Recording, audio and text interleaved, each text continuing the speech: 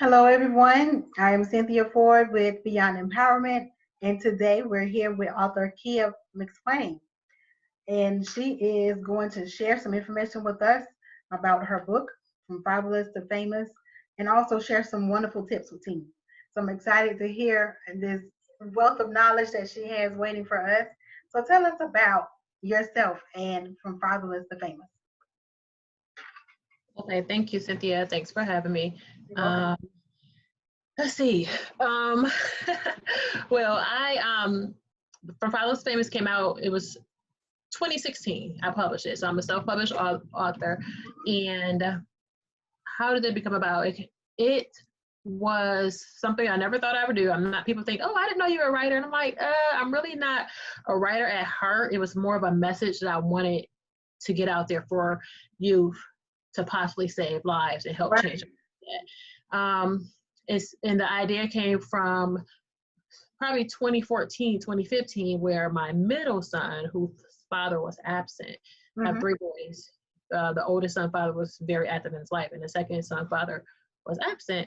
Right. So we lived in the suburbs of Detroit, and he will always see all his friends going to school with fathers, walking them to school, being involved in things. So he would ask, one day he came home, he said, Mom, how come I am the only kid in the world who doesn't have a father? And I'm Mm-hmm. like, oh my God, that's how he viewed it from Yeah. his surroundings. And In the world. He said in the world.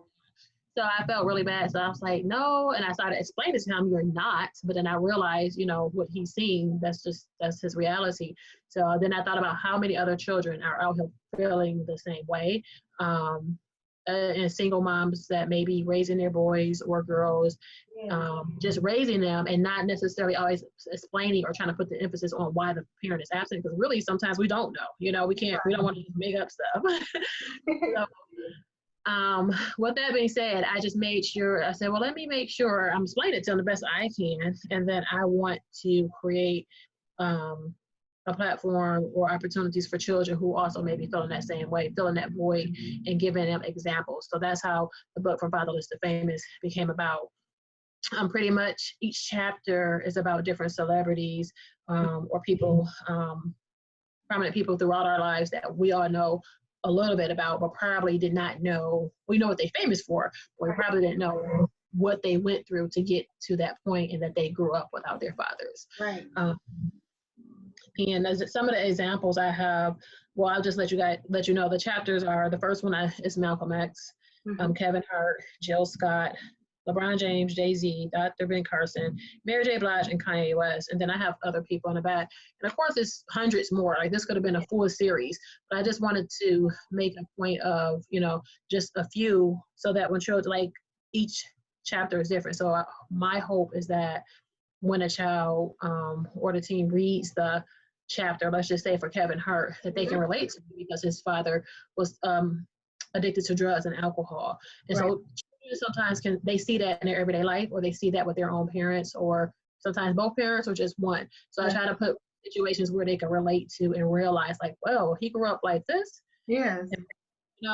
and, but yet he's Kevin Hart. Yes. So That's so true.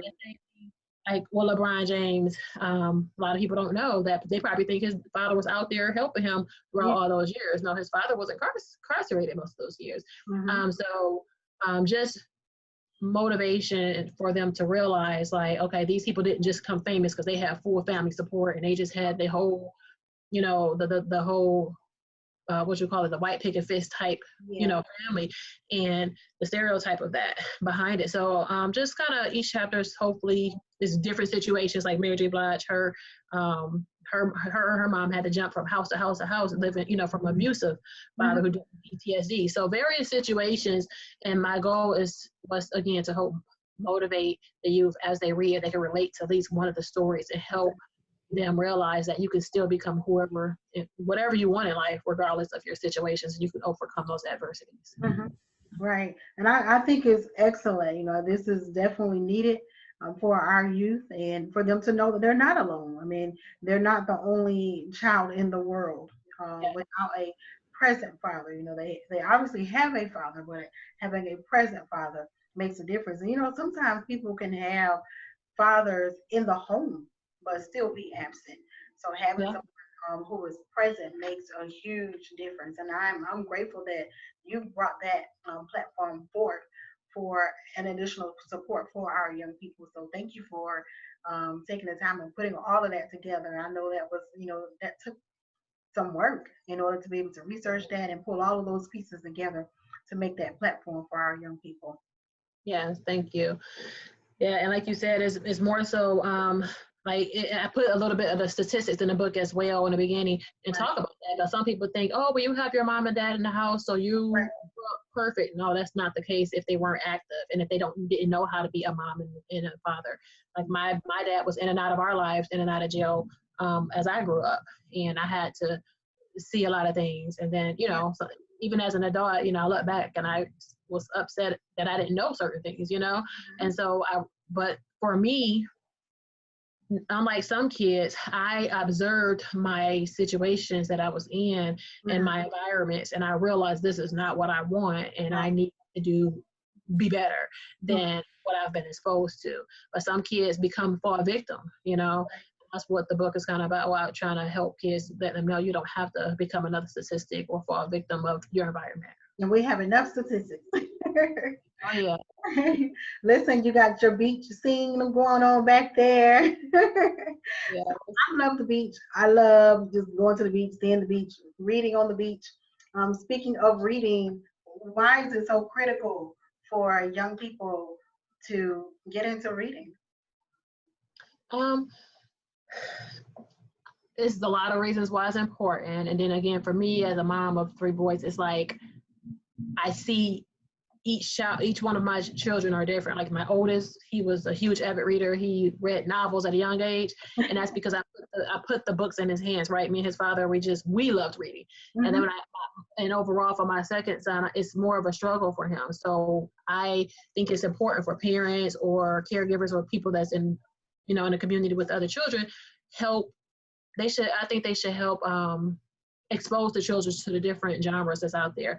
I agree. Like I think some kids don't like to read because they're just whatever the teacher is given to them is not an interest. I think it's important that they understand it's going to help them academically. It's That's going to right. help them all around, with their mindset to be more open-minded, um, and then they get to be exposed to different situations, like understanding that so everybody has problems. Their mindset, it opens up their mind. Yeah. Um, it's such a benefit to it, but I think what's more important is like some kids don't like to have the physical book. So I found out my middle son, okay, he likes ebooks. The Hmm. audio books work well for him. And Hmm. so I think that's important for parents instead of just thinking that just because we like to open up a hard book. Yeah. So the audio books may work or the Kindle books and things like that. So thankfully we have those options now, right? So that Right. the kids will lose that attention span. And that played a big part when I made my ebook. I went through a lot of interviews with the person who I finally settled with Hmm. the audio voice to make sure that she was bringing in the what I needed for the listener to hear, the children. So, and then she also I wanted somebody who can relate to the stories. So, That's right. And you're reaching them, you're touching them at the level where they are. No matter yeah, where they are, you're still able to reach them. yeah, yeah. You've had the experience of raising a teenager. You have teenagers. Can you share some tips for our teenagers? Um, I think it's important for our teenagers today to be definitely open-minded and learn your listening skills. Because a lot of times, even as a parent, I find myself talking and saying the same things over and over, and I realize they hear me, but they're not listening.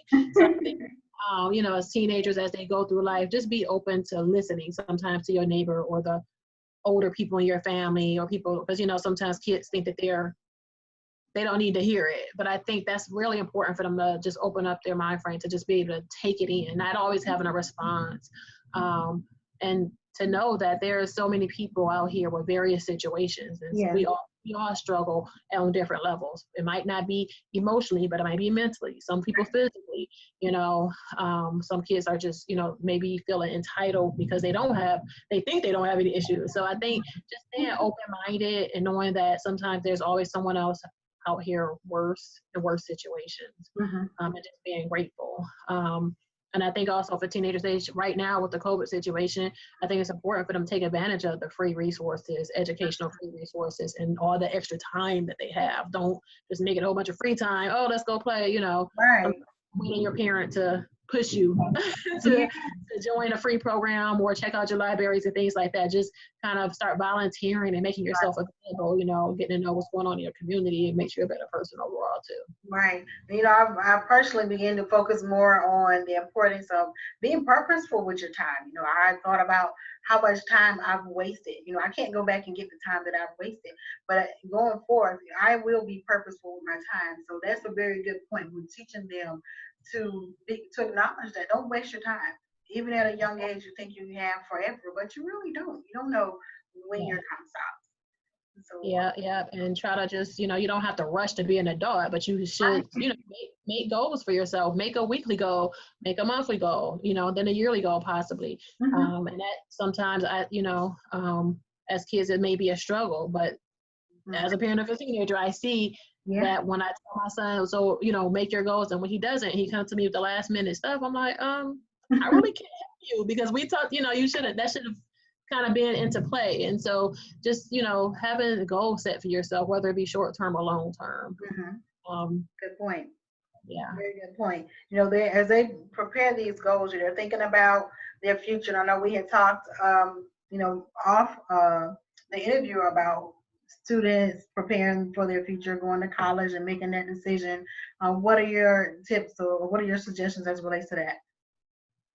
I think it's important for children not to necessarily always have that decision made, at ninth grade or 10th grade, but that goes back to reading and exposing yourself and getting to understand that there is a life outside of the 4-year, traditional college. You don't have to do that.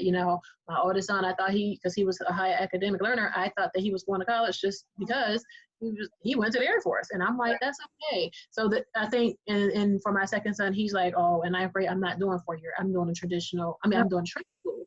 So trade school is fine, but I think it's important to know there's hundreds of trades out there. So just do your research and ask questions. Don't be afraid.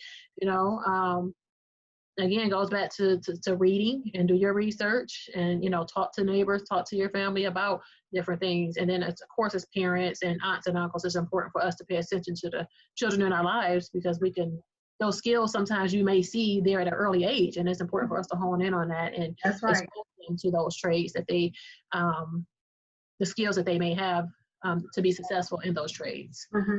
So, I give them a bonus today, because you have a tip for a parent as well, because just in case they didn't choose that particular path or career that they thought that their child should choose, what is that parent supposed to do? So they get a bonus from you today. Yeah, because I think it's important, because I think some parents, my son thought, he's like, I thought you wanted me to follow your footsteps. I'm like, no, this is your life. You have to live it. That's the route I chose. And when I, look back, even though I became a senior project manager, things like that, I wish sometimes I didn't go to grad school, because, the cost. I wish I would have just did it a different way, where it was paid for a way. But, don't get yourself in debt if you don't have to. Do your research and see how you can avoid the loans if you don't have those scholarships, for sure. Right. Yeah. So it's important for parents to, I think, listen and pay attention to the kids are telling them and what they like to do, because it's not always about the 4-year degree anymore. Right. Yeah. Well, I'm excited. I'm excited about this knowledge that you've shared today. And I told everyone at the beginning that you have a wealth of knowledge that you were sharing. And this is just not even the tip of the surface, for the things that you have within you that you are sharing with our young people. So how can we purchase your book? My book, I already know my book is going to be on the way this week. And I'm ready to, dive into it. But how can everyone purchase your book? Okay, so it can be purchased. You can go directly to my website, which is www.fatherlesstofamous.com.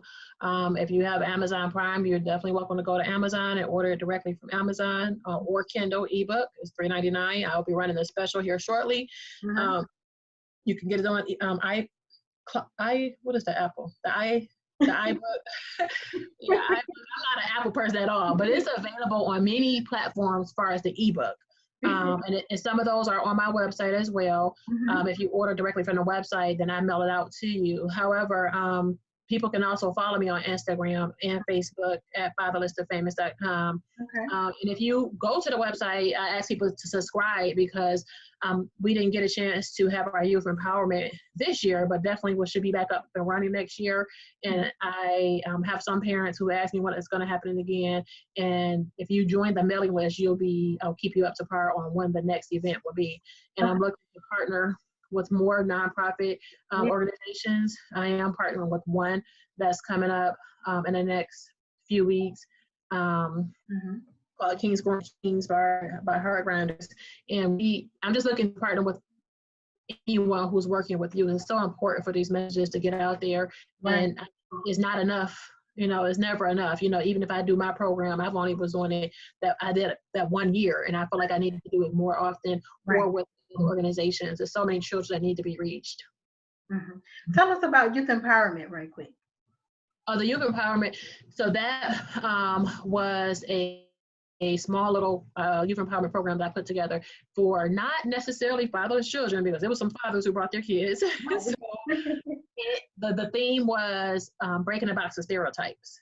So the stereotype of not being fatherless, but we didn't put the emphasis, the curriculum wasn't on if you're fatherless, So we had children there, again, that weren't in a two-family household, but they loved the program. So it's an interactive program that went on 2018. So we missed 2019. And I plan to have it every year. And it was middle school and high school. And it was during that time a program where I offered at a very low discounted rate. Pretty much I raised funds for the youth. And the purpose, again, was to get them to understand the stereotypes of the world, the stereotypes against them. And it was really a phenomenal program because, again, it helps open up their minds, and help them think in a different way of how people view us and how also view the world, So it was an interactive program, and most of the kids didn't know each other, but by the end of it, because it was interactive, they knew each other, they felt comfortable. You see the kids when they come in and they're quiet, they don't want to really be there because they parents brought different situations, but by the end they're like, it's time to go already. So I'm looking forward to having that program again, breaking the box of stereotypes, because we want to raise and have healthy mindsets for our kids and kids in our community. That's right. That is so true. Well, you guys have heard it. From Fatherless to Famous. Please get your copy of the book. Purchase it for your young people. Continue to follow them on Facebook and Instagram. Check out their website. You will be glad that you did. And I'm grateful that you took out the time to share with us today on Beyond Empowerment. I really appreciate it. Yeah, I appreciate the opportunity. Thank you so much. So I look forward to seeing you hopefully one day soon. In the near Yes. Thank you. I appreciate it. All right. Thank you. Bye-bye.